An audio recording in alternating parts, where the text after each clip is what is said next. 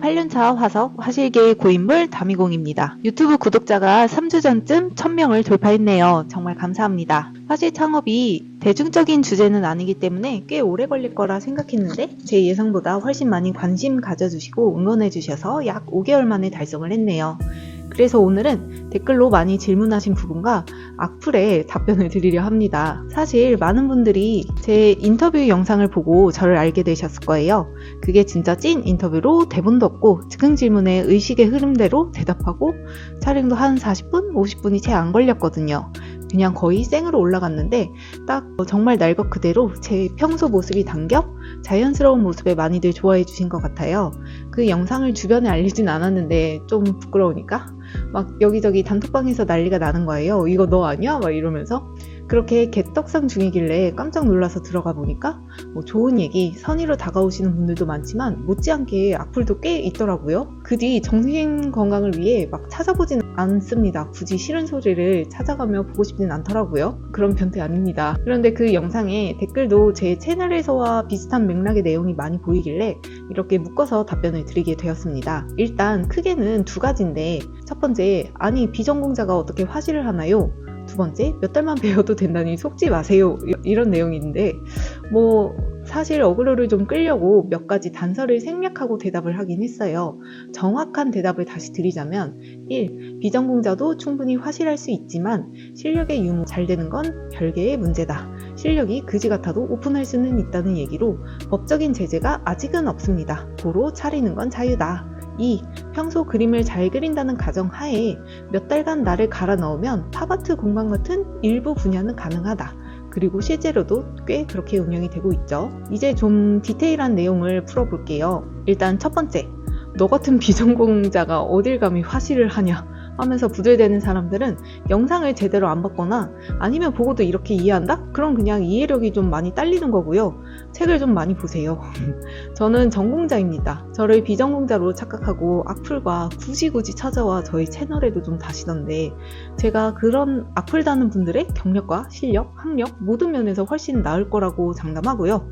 왜냐면 찐 고수분들은 그렇게 막 남을 개무시하고 까내리면서까지 이야기를 하진 않거든요. 그리고 그런 비생산적인 짓을 할 시간도 없습니다. 두 번째, 이것이 저의 가장 큰 의문이자 여러분의 질문이던데, 비전공자면 왜 안 되죠? 여러분, 21세기입니다. 인공지능이 나오고 그림을 그려주는 시대예요. 전공이 물론 중요하지만 그것이 가장 큰 덕목일까요? 물론 기본 중에 하나인 것은 맞습니다. 저 같아도 뭔가를 배우러 갈 때, 특히 예체능, 전공자 선생님에게 배울 것 같아요. 그런데 어디까지가 전공자인 거죠? 저는 서양학과를 전공했으니 순수 예술만 해당이라고 주장할까요? 그럼 금속디자인학과는요? 도예과는요? 미술교육은요? 전공인가요? 아닌가요? 그리고 학벌에 대해 또 이야기들을 많이 하시던데, 그럼 정말 거칠게 얘기해서 홍대 미만 잡들은 화실 창업하면 다 망하나요? 제가 이제까지 8년 동안 화실 운영하면서 제 학교 네이밍에 대해 물어보신 분은 아예 없습니다. 전공에 대해 물어보시는 분들은 종종 계시죠. 그럼 서양학과라고 말씀을 드리는데, 사실 이때 플러스 요소가 큰 게 사실이긴 해요. 그러니까 저는 이게 더 의문인 게, 비전공자이면서 실력이 좋지 않으면 당연히 도태되겠죠. 자연히 망할 테고요. 실력이 부족하면 그냥 한눈에 봐도 딱 티가 나잖아요.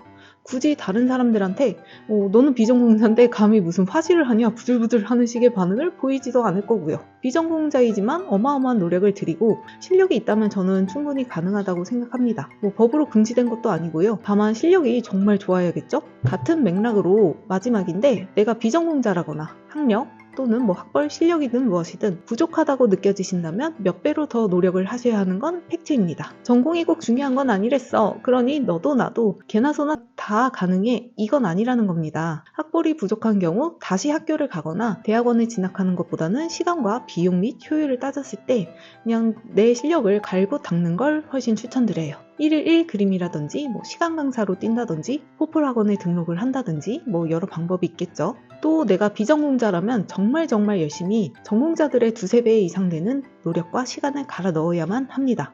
뭔가 전공자보다 나은 부분이 있다면 그 부분을 더 집요하게 파고드셔야 하고요. 이건 당연하겠죠. 전공자들은 거진 10년 혹은 그 이상을 그림 하나에 매진했는데, 내가 그들과 경쟁하고 이기려면 당연히 그거에 맞먹는 혹은 그 이상의 노력을 투입해야겠죠. 세상의 이치입니다. 이건 너무나 자명하죠. 이 정도는 해야 내가 화실 창업했을 때 전공자들과 비벼볼 만하다 이고요. 이렇게 얘기하니까 모두를 까게 되는데, 아닙니다. 전 좀 더 현실적으로 이렇게 하셔야 한다는 이야기를 드린 거고요. 사실 악플 때문에 좀 쌓인 게 좀 많았어요. 그리고 미술 교습소는 전문대졸 이상이지만 고졸이라도 특정 요건을 충족하면 가능하고요.